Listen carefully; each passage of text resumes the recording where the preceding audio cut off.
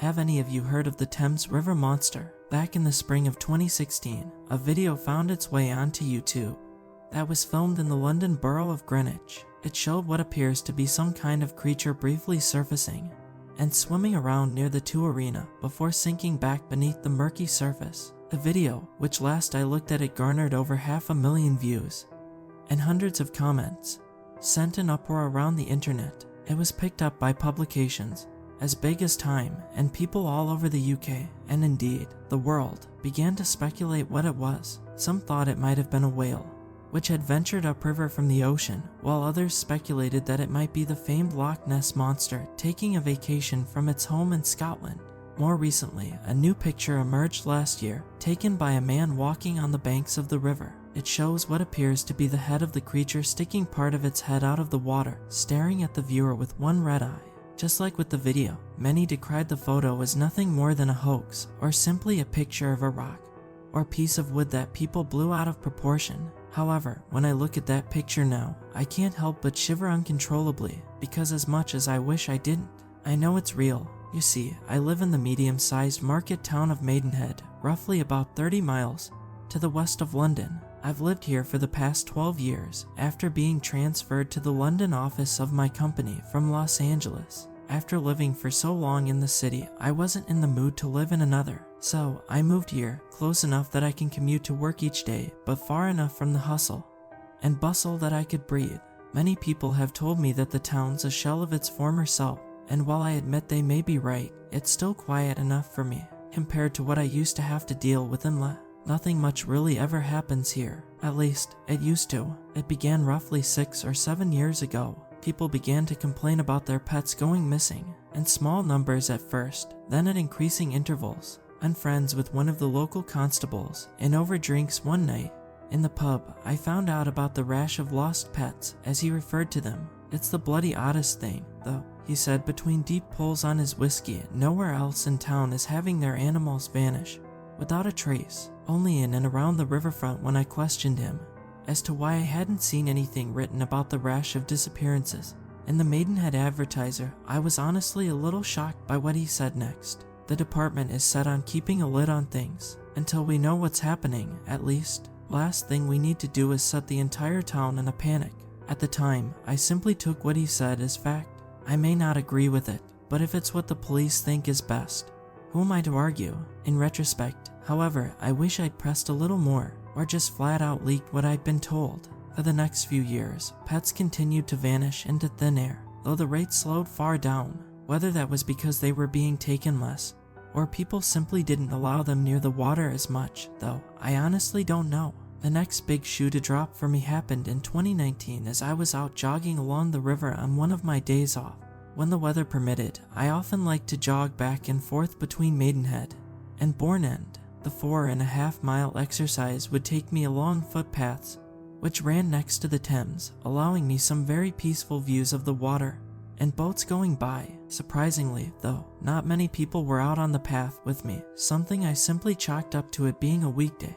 However, as I entered a stretch of path that crossed someone's field, I was a bit surprised to see what looked like 2 or 3 officers standing with who I could only assume was the landowner. I didn't slow my workout, though, only assuming that they had to have been called due to trouble-making teenagers or something. Wouldn't be the first time around here, with how bored they tend to get. My assumption died as I moved past them though, catching a brief snippet of their conversation. I understand what you're telling me, Constable, the man was saying, but you explained to me how a bleeding cow, something that is perfectly capable of swimming, could have just ran into the river and drowned. What, did it decide it was tired of living and took itself out? The words caused me to slow my pace to a walk, and my mind began to race as I caught my breath. The missing pets flashed in my mind for the first time in months, thus couldn't be connected to them. Could they? I began to shake the thought away. There's no way it could, I thought. It's not even the same town, anyways. But as I began to relax, the rising sound of the man's agitated yells drifted over to me.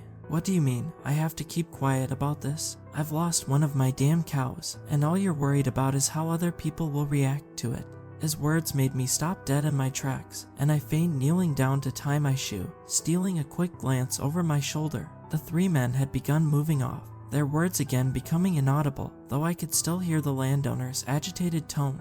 I stood up, feeling equal parts perplexed and uncertain. So it is connected. But dogs and cats are one thing, or what could take an entire cow? As I stared at the retreating backs of the three, a feeling washed over me like a wave, causing a large shiver to shoot up my spine. I stiffened like a board as I recognized the sensation. It was the feeling of being watched. Slowly I turned to look around. The walking path was empty in both directions that I could see, and staring across the river, I saw no one standing on the opposite bank.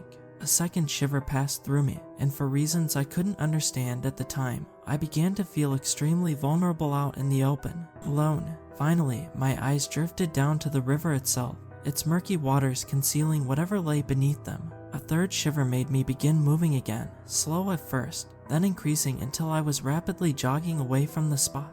All the while the feeling of being intensely watched remained. It only disappeared when I got about a half-mile away. To this day, I've never forgotten how eerie the sensation of being looked at by something I couldn't see was. Eerie, and honestly, fear-inducing. The realization that whatever was happening was occurring not just in town, but farther out made me begin to dig a little. The police were truly doing a tremendous job at suppressing any stories from getting out, even going to the local library and digging back through newspaper articles from years ago. I found not even a single mention of any pet vanishing. However, when I accidentally opened a book containing historical newspaper clippings while digging, I did find 2 articles, which made something uncoil itself inside of me.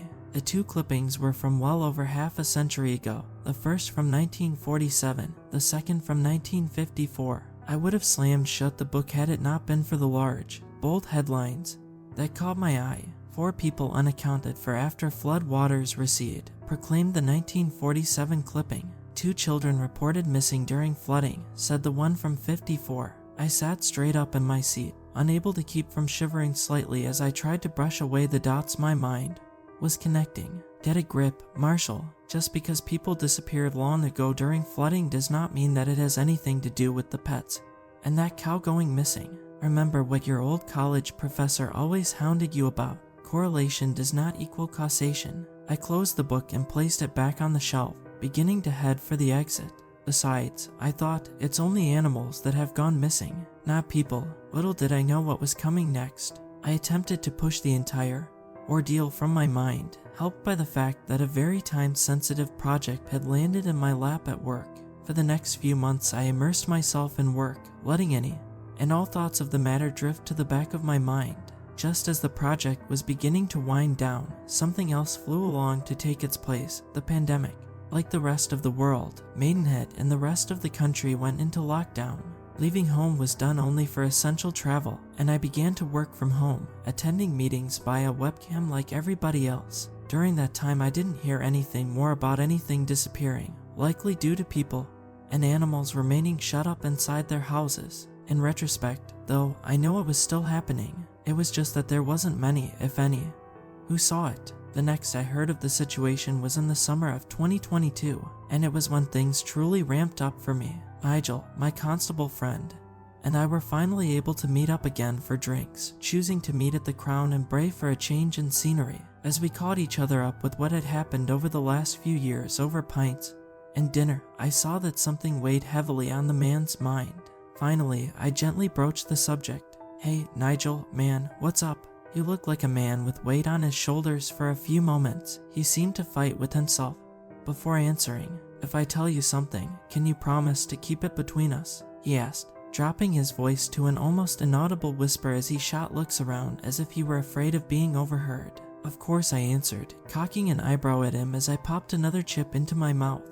He again seemed to fight with himself, then spoke again. Remember the missing animals I told you about a few years ago? I nodded. It's not just them that are disappearing anymore. I jerked my head up to lock eyes with him as shock filled me. For a moment, I couldn't speak. Then I forced the word from my lips. What? He nodded somberly, then took a large pull of his drink before leaning in again. When the pandemic started, we received our first missing persons call. Elderly woman who broke the rules and went out for a walk along the river late one night. Nobody heard from her again, and it wasn't until her grandson rang us that anyone knew. He shook his head. We never found any trace of her, and she was only the first The last 2 years, we've had 5 people, her included, completely vanish by the riverfront. Nobody in the department knows what's happening to them. He shot another wary look around before finishing, or at least, is saying anything. But Nigel, this is far more serious than animals vanishing. Man, I pressed. These are people who are up and vanishing like they just walked into the Bermuda Triangle. Or something. Hell, for all you know, we've got some kind of serial killer or kidnapper on the loose. The cops have to tell the townsfolk what's happening. My friend shook his head slowly. I've said the exact same thing to them, mate, he began. But the answer's always been the same thing every time. Telling them would lead to a mass panic situation, which, after what happened the last few years, we cannot allow, end quote. And if any of us try to say anything, they've made it quite clear we'll lose our jobs. And have our names smeared to boot. I ran a hand through my hair, thoughts racing through my mind like a Formula 1 car. Finally, I sighed and asked the only question I could think to. What the hell's going on around here? I really don't know, Marshall, he answered before giving me a serious look. But my advice, as your friend, do your best to stay out of it. This is far bigger than you can imagine. I turned the man's words over in my head for a few days. He hadn't seemed like he was threatening, or trying to intimidate me. He was merely a friend trying to look out for me. And so, as much as the mental image of those old newspaper clippings haunted me, as much as my mind screamed at me to do anything, I pushed it away, attempting to take Nigel's advice. I became lost in my work again, and honestly, I likely would have dropped it then and there had it not been for what happened next. One late night in August, I found myself walking along Raymead Road towards my flat building. I hadn't been able to sleep, and thus had decided to take a long walk to try and tire myself out. Insomnia was something I frequently dealt with, and the only way I found I could make myself sleep during such bouts was to physically drain my energy. The street lamps cast small circles of light down upon me as I walked next to the black railing, occasionally sparing glances at the dark water below. Every time I walked by the river now, I couldn't help but feel the same creepy sensation I'd had that day in the field, of being watched, scrutinized, even, but I reasoned that as long as I was up here with the railing between me and it, I was safe. As I drew within sight of my flat, however, a cry cut through the stillness. Somebody help. I froze like a statue at the yell for a moment, then began sprinting forward. The voice, what sounded like a young man's voice, came again. Anybody, please, help. As I approached an area, which served as a mooring area for a small boat, I saw what looked like 2 teenage boys standing near the railing. The terrified looks on their faces as they turned towards me sent a new chill through me. What's going on? I demanded. The 2 boys stumbled over their words for a moment, then one pointed at the stairs. Our mate, he was just goofing over at the steps. We all were, after being out having fun. The second spoke up. He was standing on the steps when he slipped and fell in. He came up after a moment, a ways away, must have been carried by the current. Then he let out a yell and disappeared under the water. The first grabbed my arm with almost a death grip. Please, sir, you have to help him. My mind raced. The police won't be here in time. They have to be called though. I made my mind up, pulling my cell phone from my pocket and thrusting it into the teen's hand. Call the cops right now, I ordered as I stripped off my jacket, kicking my shoes off as well. What are you doing? The second asked, voice still frantic. I'm going in to try and find him, I answered, then stepped over the small sign proclaiming do not enter, which was held over the exit to the street by chain.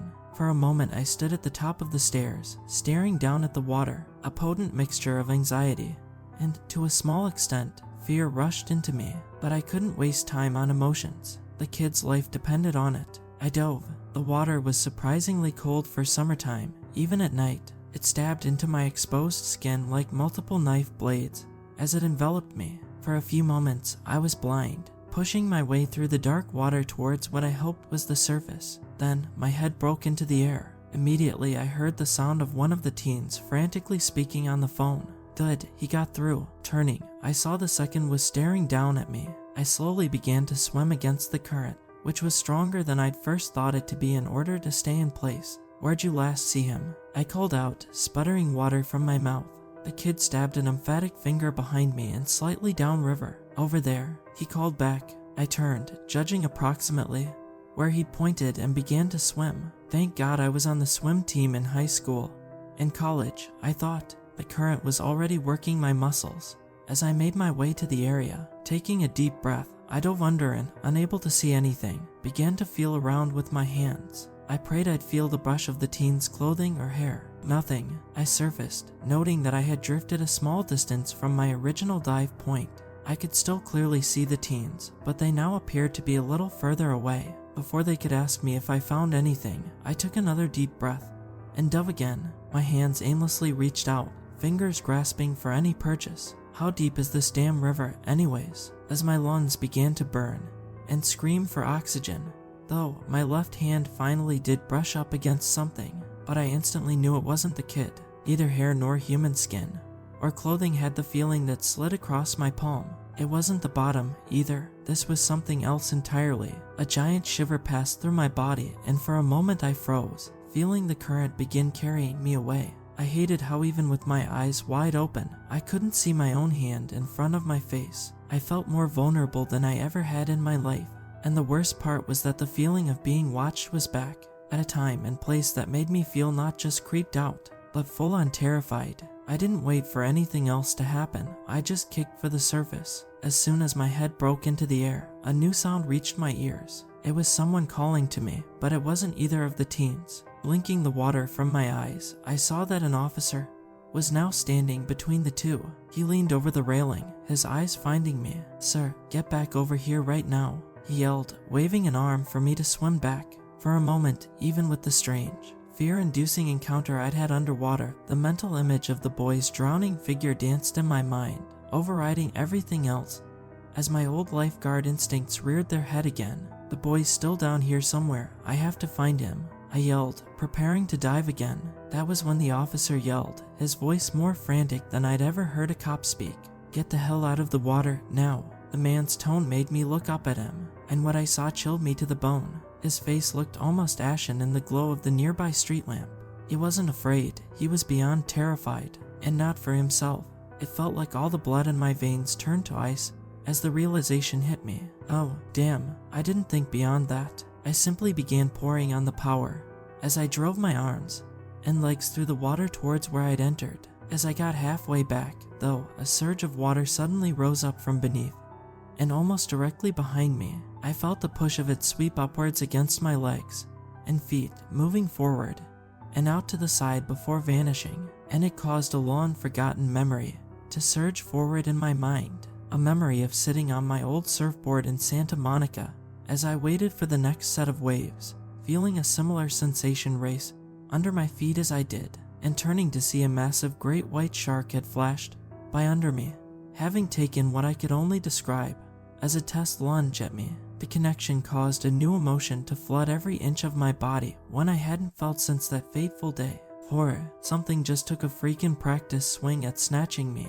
A surge of adrenaline that came with it powered me on, making me swim faster than I ever have in competitions. I was terrified that at any moment I'd feel something seize me and drag me underwater to an unimaginable fate. As I drew close to the stairs, I risked a look up.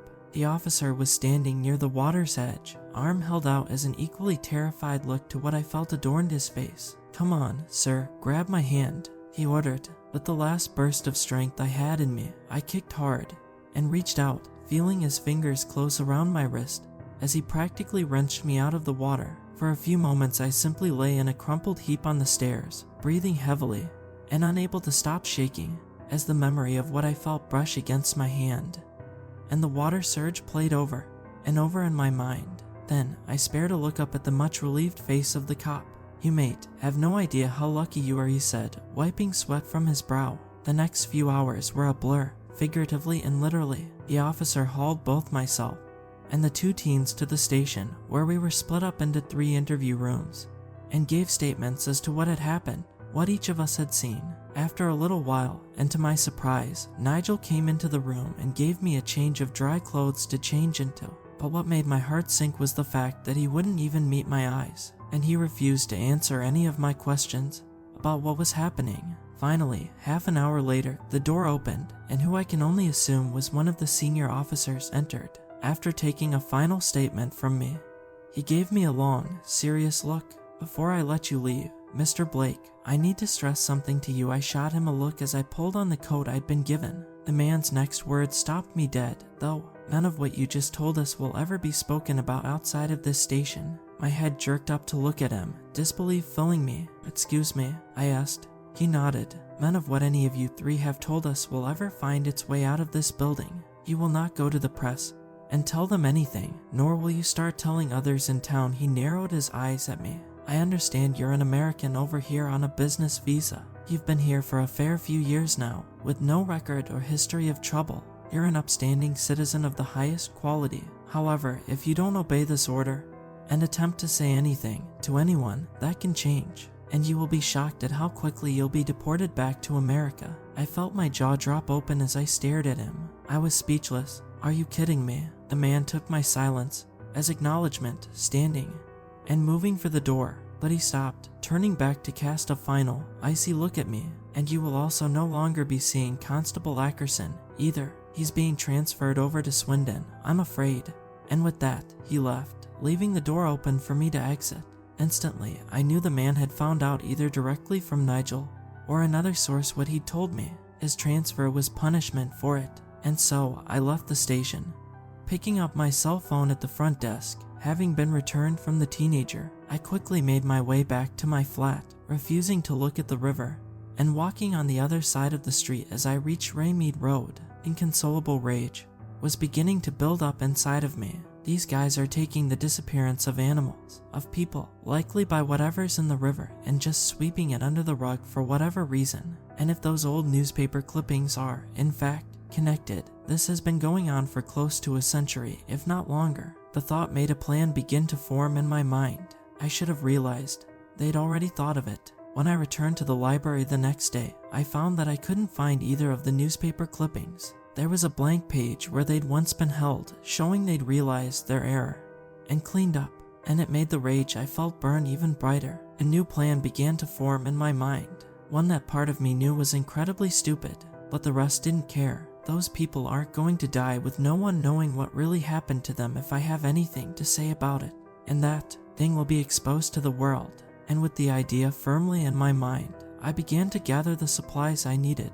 I knew my plan to get proof was dangerous. What I didn't know, though, was that in a few nights' time, I would come face to face with a horror beyond my understanding or comprehension, one that would almost be the last thing I ever saw. As much as I wanted to get going on my plan right away, the truth was that it took me a few days to gather all the supplies I thought I'd need.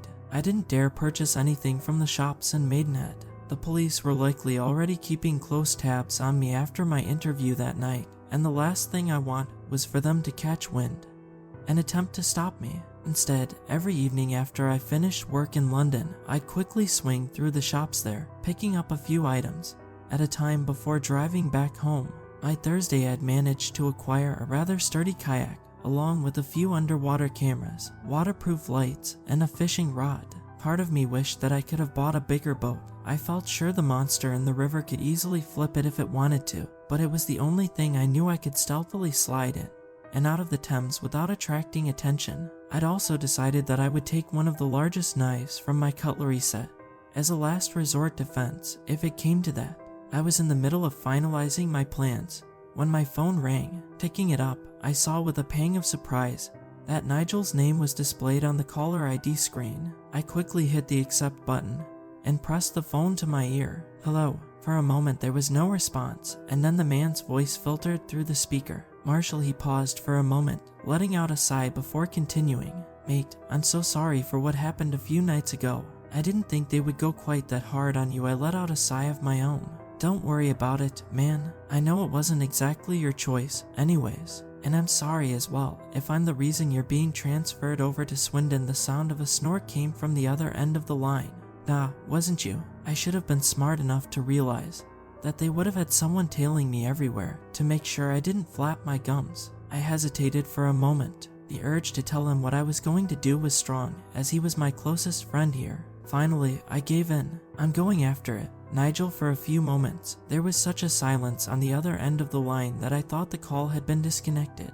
Then, the man's voice returned, barely above a whisper. What? I took a deep breath, then continued. Just what I said, man. I'm going after it tomorrow evening. Not to kill it, you'd need a double-barreled shotgun, or more at the very least to even try to hurt it. No, I'm going after it to try and get proof more silence on Nigel's end. Then he let out another sigh. Then I'm going with you, mate. The man's words surprised me to the point of speechlessness. Before I could even attempt to argue, he continued, don't try and talk me out of this. I know there's no talking you out of it, and I'll be damned if I'm letting you go after that bloody monster by yourself.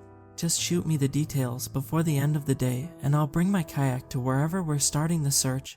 And with that, he clicked off.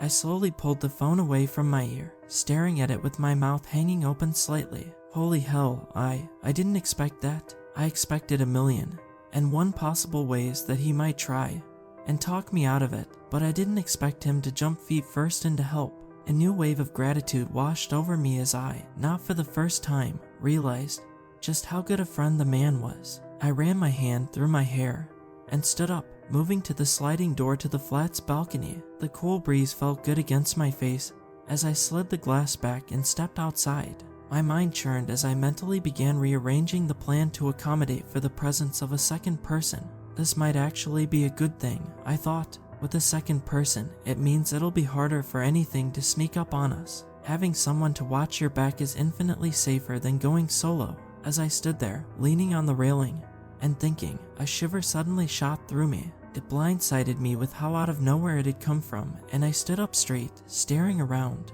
and down at the parking lot below. For a moment, my eyes shifted to the gloomy corners of the lot. I wondered if, like with Nigel, the higher-ups had people watching me at all times now. It would make sense with them wanting me to stay silent, but I saw no one. The shiver came again, and with it came a sweeping, stomach-dropping feeling of dread, because it suddenly dawned on me that I'd had the exact same sensation a few years ago, standing on the bank of the Thames after hearing the man talk about his cow disappearing, and being certain I was being watched. Slowly, my eyes lifted, moving across the parking lot, across Raymead Road, to the dark water, shivering a third time. As the potent mixture of anxiety and fear rose, I slowly stepped back inside and closed the sliding door, choosing for the first time in a while to close the blinds as well. The feeling disappeared immediately, and I let out a relieved sigh before turning back to the couch and coffee table. I had final preparations to make. The next day passed by in a blur. I spent most of it texting the finalized plan back and forth with Nigel. The sight of our starting point was firm in my mind, even though I felt certain that the creature had no problem moving great distances up and down the Thames, as was proven by the incident near Bourne End years ago. I felt certain that its main haunt was much closer to home. In fact, I had a hunch that the half-mile span of waterway between Maidenhead Bridge and Bolter's Lock, possibly extending down to the railway bridge, was where we'd have the best chance of coming across it. I would wait until the sun began to lower in the sky, then bring my kayak and gear to meet the man at the bridge gardens. As I waited, I fully admit that the horror I felt finding myself in the water with it that night returned, haunting me like some kind of vengeful specter. But I refused to budge. This is the only way anyone will ever know the truth. There's no backing out now. I wish in retrospect that I'd listened to my gut. That will haunt me for the rest of my life. A few hours later, I pulled my Land Rover into the parking lot of the Texaco station opposite the park. Shutting the engine off, I spared a glance at my watch. 5:45 p.m. I should be hearing from Nigel in about 15 minutes. Stepping out of the SUV, I used the time to detach the kayak from the roof, setting it down next to the driver's door and piling the rest of my supplies inside. A small pang of anxiety shot through me as I kept shooting looks at my watch, seeing the minutes slowly dragging by. Man, I seriously hope he doesn't flake on me or get caught. As determined as I am, even I have to admit the idea of getting into that river, knowing what lurks beneath, scares the ever-loving hell out of me. My worries were dispelled a moment later as I felt my phone vibrate in my pocket.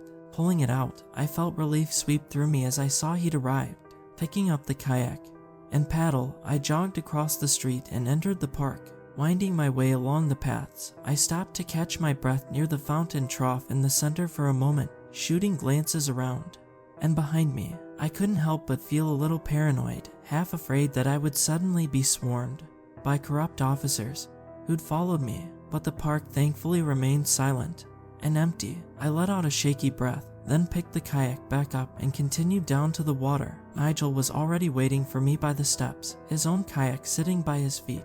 He was fumbling with something on his waist, and as I approached him, he started tugging down on his shirt and jacket. "Oh, it's only you, Marshall," he said, letting out a loud whoosh of air. I allowed a small smile to crack on my face. "Well, who else did you think it'd be?" "Patrick Allen." A snort of laughter escaped the man. "Mate, you need to update your references. Nobody our age except cinephiles are going to have any idea who that is." I shrugged. "Hey, got you to laugh and relax a little, didn't it?" He nodded, then turned serious, gesturing towards the water. "So, you ready?" Like a balloon being popped, the levity burst, allowing the anxiety and fear to rush back in as I turned to stare at the ever-darkening water. Finally, I spoke. "Yeah, let's go." The two of us slid our kayaks into the water, climbing rather clumsily into them, and pushing off. We headed in the direction of the railway bridge, away from Bolter's Lock. We'd start our sweep up there, slowly making our way back down towards it. Each of us now had 4 GoPro cameras mounted on our kayaks. 2 were mounted on the bow and stern of the small boat, while 2 others in waterproof housings were stuck to the undersides, also facing in opposite directions underwater. Small but powerful LED lights had also been stuck to the undersides, meaning anything that came near the kayaks would be caught clearly on camera, while we each had powerful flashlights to aim up top.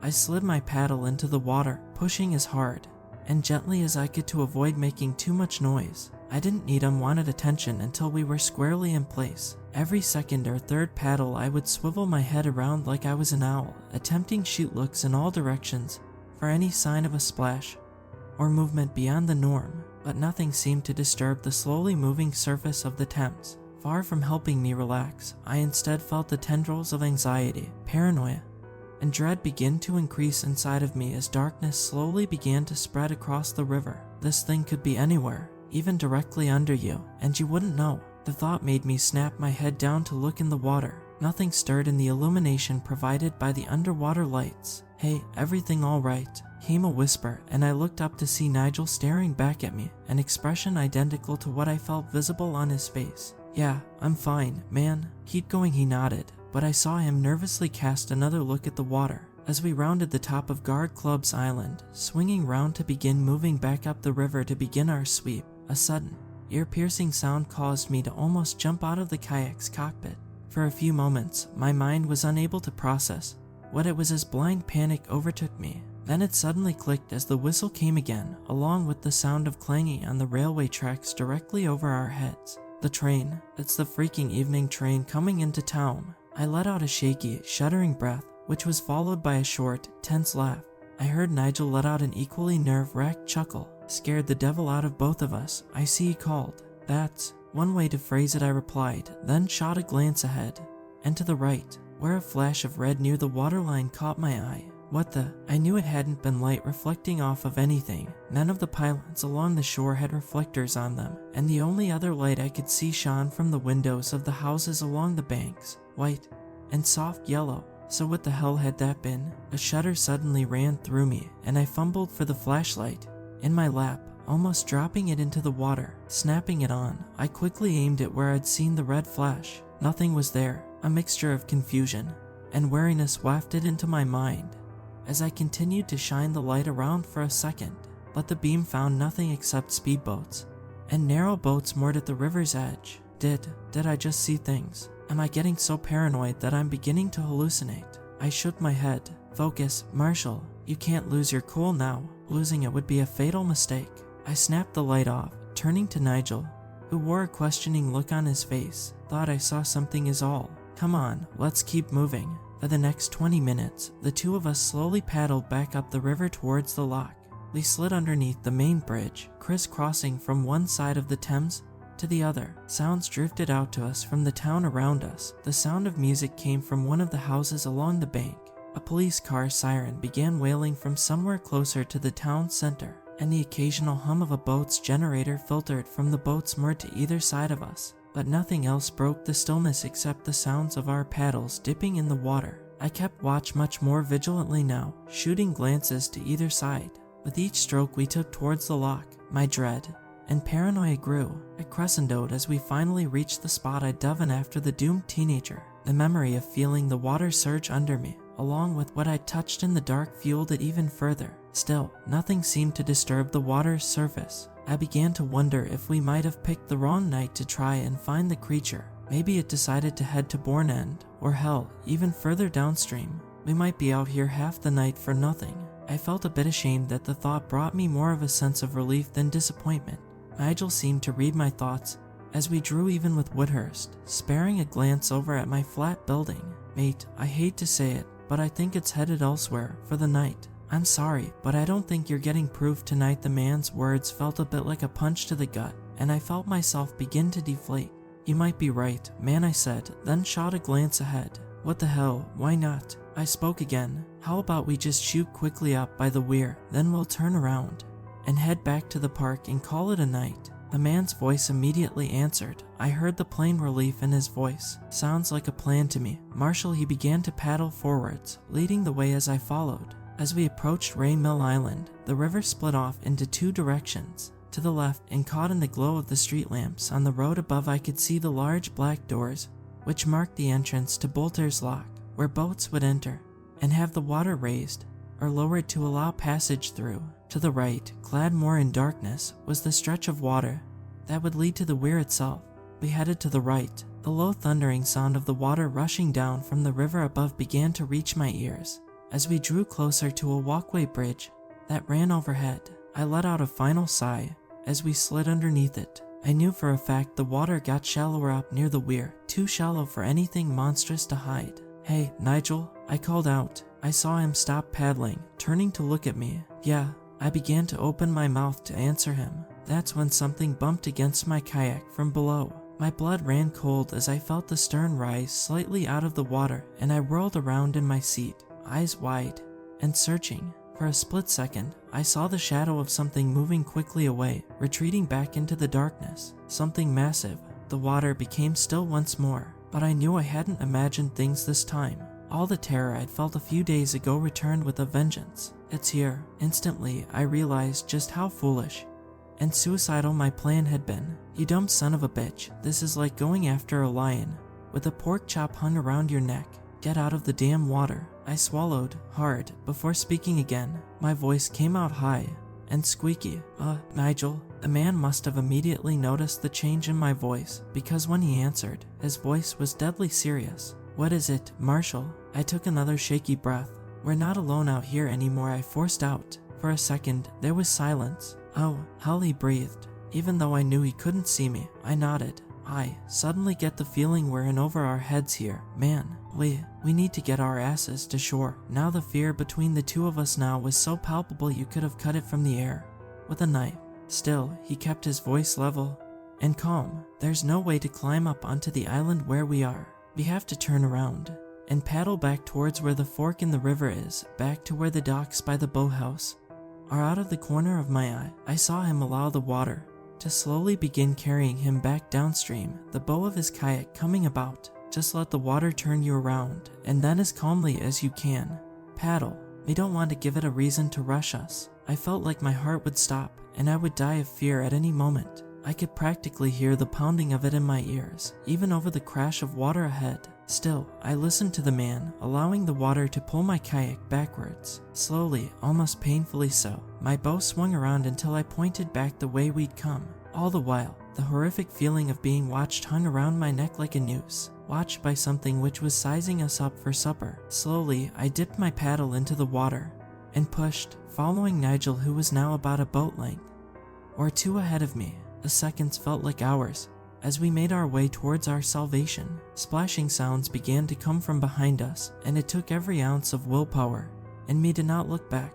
Finally, we rounded the corner under the footbridge again, and my eyes began to well with tears of relief as I saw the dock slide into view. We're gonna make it. We're gonna make it. Allowing a small smile to cross my face, I glanced around one more time, casting a last look down into the water, and felt all the hope wash away like a loved one swept overboard in a storm, because it stared up at me a few feet below the surface. Even in the glow of the underwater lights, I couldn't see it perfectly, but it was enough to make me want to scream. The head, one as wide across as my coffee table, reminded me of the head of a salamander, except no salamander has red eyes, eyes that reflected back in the light, and none have long, needle-like looking teeth jutting from their mouths. A whimper escaped my lips. Oh, damn. From the corner of my eye, I saw Nigel slowly turn around, but it was as if I'd been frozen in place. I could only look down and watch in horror as the head slowly rose up towards me, revealing its massive body behind as it began to open its mouth.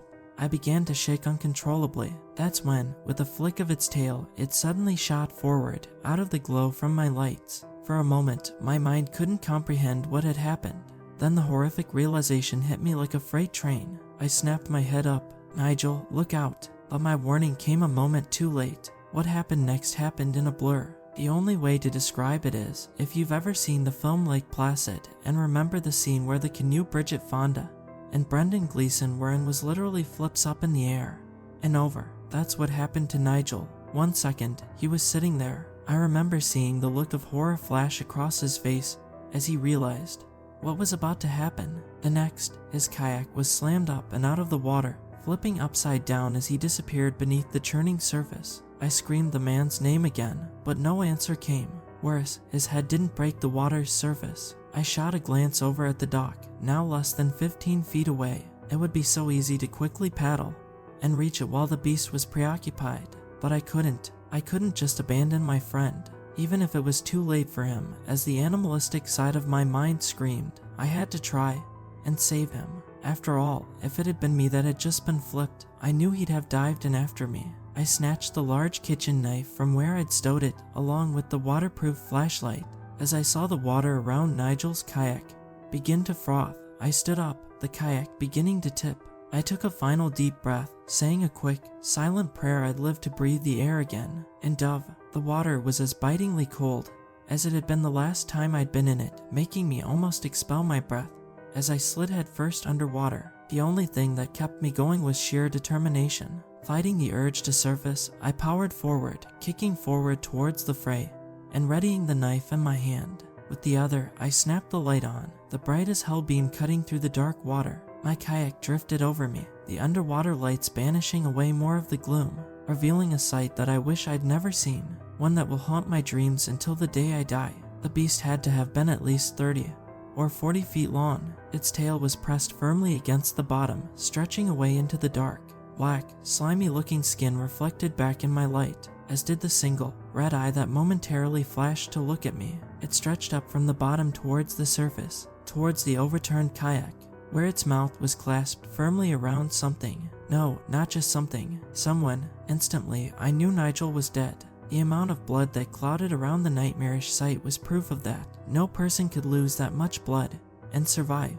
And as the realization hit me, another, more terrifying one came hot on its heels. The thing is eating him. And next, that last thought was what snapped me from my horrified stupor. I turned and kicked desperately for the surface, my light revealing the creature beginning to drop from its meal as its attention focused on me. I saw the dark outlines of the dock pylons in front of me. Sparing a glance up, I saw the underside of it just a few feet above my head. I kicked harder, then spared a glance to the side and screamed, bubbles exploding from my mouth towards the surface. My light reflected off a mouth opened wider than I thought possible. Translucent, needle-like teeth rushed forward to pierce me as the beast lunged forward. I didn't think, running on pure instinct as I forced myself down towards the bottom of the river. Not a moment too soon, either. The jaws snapped shut less than a foot over my head, the momentum beginning to carry it past me. One giant, red eye glared down at me as it slid by and raged that its next meal had outwitted it. As I stared at it, a rage unlike anything I've ever felt, even stronger than I'd felt for the cops which had covered up this monster's existence, began welling up inside of me. This damn thing has been around, devouring people in the river for God knows how long. It's eaten people, pets, and livestock, and it just killed the best friend I had in this country. That final thought made me bring my right hand up, a hand that was still clutching the knife. Knuckles turned white from the death grip it had on it. I angled the knife upwards and jabbed. The creature didn't let out any sort of cry as the knife stabbed into its eye, piercing it and filling the water with a strange blue fluid. But it did recoil, turning and swimming quickly away into the safety of the gloom. As soon as it disappeared, my mind shifted focus and I began racing for the surface. I knew I hadn't killed it as much of a blow as I'd dealt. All I'd done was infuriate it. A few moments later, my head broke the surface, sputtering water from my mouth as I raced for the dock. My fingers scrabbled at the wood as I felt the water pressure change around me. It's coming back. The thought gave me the burst of strength I needed. My fingers found purchase, and I hauled myself up onto the dock. For a second, I lay on my side, gasping for air. Then, before sheer exhaustion could take hold, I forced myself to my feet and ran for the steps up to the front door of the restaurant above, because I knew I needed to get away from the water. From it, I reached the stairs and collapsed onto them, the adrenaline beginning to wear off as my body began to uncontrollably shake from fear. My breath came in ragged gasps as I began to sob, both for myself and Nigel. That horrific night was almost a year and a half ago now. I was never able to get the proof I'd wanted. No trace of my kayak or Nigel's was ever found, even when I reported that mine had been stolen, hoping it would turn up on the bank downstream somewhere. I have no doubt that monster tore both of them to shreds in a rage at what I'd done to it. That's what makes everything worse, I think.